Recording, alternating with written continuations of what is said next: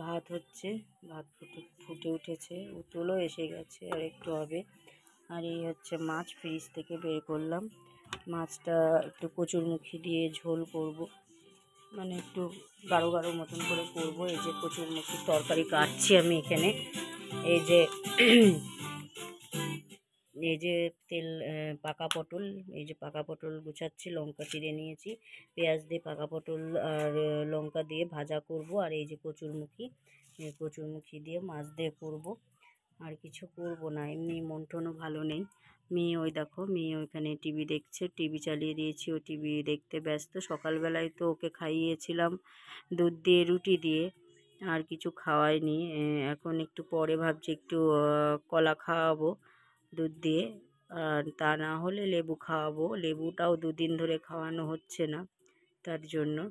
তো চলো আগে আমি এগুলো গুছিয়ে নিই। সব কিছুই ভালো লাগছে না, মন টন কোনো কিছুই ভালো লাগছে না। অ্যাকচুয়ালি কী জানো বন্ধুরা, মানুষকে যখন নিজের মনে করবে না, তখনই মানুষ পেছন দিক থেকে ছুরি মারতে যায়, বা তখন তার ব্যবহারে, তার কথাবার্তাতে বুঝিয়ে দেয় যে সে অ্যাকচুয়ালি তোমাকে কোন চোখে দেখে। অন্যায়ের প্রতিবাদ যখনই তুমি করবা, তখনই তুমি তার কাছে হয়ে যাবা খারাপ। সে যে কাছের মানুষই হোক আর দূরের মানুষই হোক আর যেই হোক না কেন। তা আমারও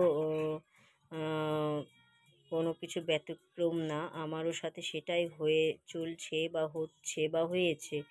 তো ওই জন্যেই মনটা তার জন্যেই খারাপ, কোনো কিছুই ভালো লাগছে না। কিন্তু ভালো লাগছে না বললে তো আর পেট কথা শুনবে না, না মেয়েটাও খাবে কি? মেয়েটা মাছ খেতে ভালোবাসে। কালকে একবার সারাদিন রান্না বান্না হয়নি, রাতেও আমরা কেউই কিছু খাইনি, না খেয়ে শুয়ে পড়েছি। আবার আজকেও যদি রান্না না করি তাহলে তো খুবই বাজে একটা ব্যাপার হবে। ওই জন্য রান্না বসিয়ে দিয়েছি।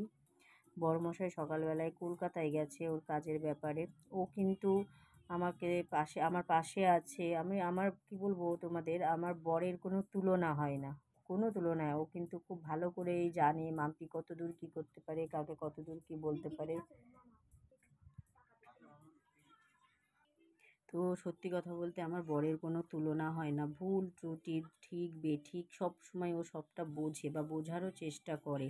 মাঝে মাঝে হ্যাঁ ও একটু অন্যরকম হয়ে যায়, সেটা হচ্ছে কিছু কিছু মানুষের কান ভাঙানিতে। আর এখন ওটা ভালো করে বুঝে গেছে যে ওর অসময়, ওর বিপদে আমি ছাড়া ওর পাশে কেউ দাঁড়ায় না।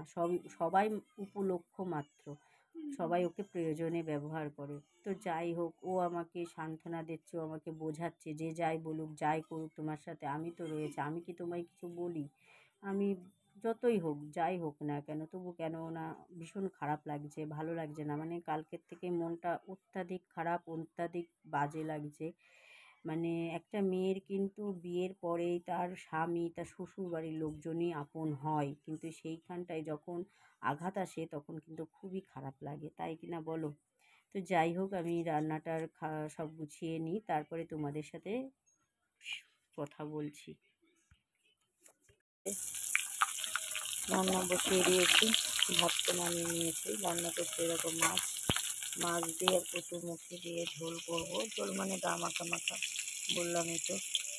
তো মাছটা হালকা করে ভেজে নিচ্ছি, বেশি ডিপ করে ভাজবো না, ভালো লাগে না বেশি কড়া করে ভাজলে।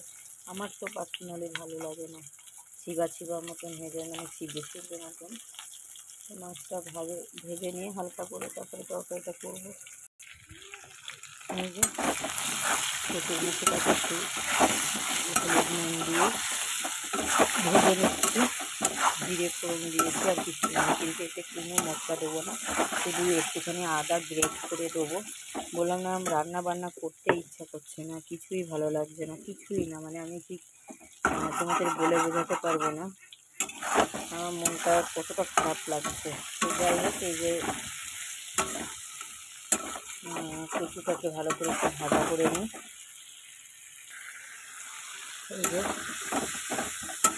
ভালো করে একটু কষিয়ে নিচ্ছি, একটুখানি দিলাম একটু লঙ্কার গুঁড়ো দিলাম, একটু জিরের গুঁড়ো দিলাম। একেবারে সাদা মাটা কেমন লাগবে, সেই জন্য ভাবলাম একটুখানি গুঁড়োই দিয়ে দিই। আমি গুঁড়োতে সচরাচর রান্না করি না, কিন্তু আজকে একটু করছি, দেখি কেমন লাগে খেতে। সেই জন্য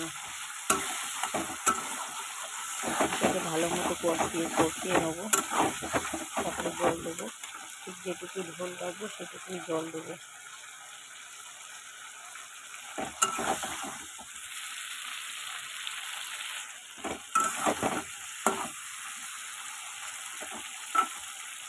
আগে আমার কর্তা মশাই কচুরমুখিটা না খেত না, এখন খায়, এখনও খুব পছন্দ করে কচুরমুখিটা খেতে। তো ওই জন্য প্রায় মানে বাজার টাজার করলে কচুরমুখি মাছ আনবেই ও।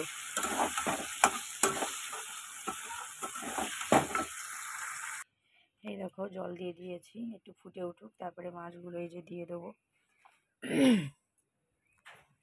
এই যে লাঞ্চ রেডি হয়ে গেছে, যে গরম গরম ভাত হাঁড়িতেই রেখেছি, আজকে গামলায় ঢালিনি।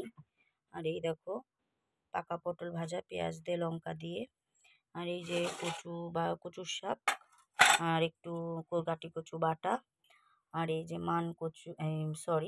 কচুর মুখি দিয়ে মাছ দিয়ে পাতলা ঝোল, জিরে আদা আর পাকা লঙ্কা বাটা দিয়ে করেছি, মানে জিরেটা গুঁড়োই দিয়েছি, আদাটা গ্রেট করে দিয়েছি, লঙ্কাটা হচ্ছে একটু মানে কেটে কেটে দিয়েছি, আর একটু লঙ্কার গুঁড়ো দিয়েছি। এই দিয়ে এই যে তরকারি করেছি, আর কিছুই করিনি। এবার একটুখানি কাজ করব, ঘরে একটু কাজ বাকি আছে, মানে এই পরপর দুদিন একটু বাজার ঘাটে যেতে হয়েছে। ওই দেখো জামা কাপড়ের অবস্থা, তো সেইগুলো একটু গুছাবো। এই দেখো এর ভেতরে কি হয়ে রয়েছে, সব বের করে দলা পাকড়া মানে পাকানো রয়েছে পুরো, তো সেটা একটু গুছাবো,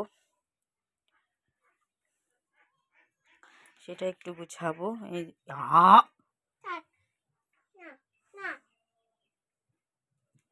তো এটা একটু গুছিয়ে নিই, তারপরে হচ্ছে ঘরটা মুছবো আর মেয়েকে স্নান করাবো, নিজে স্নান করব।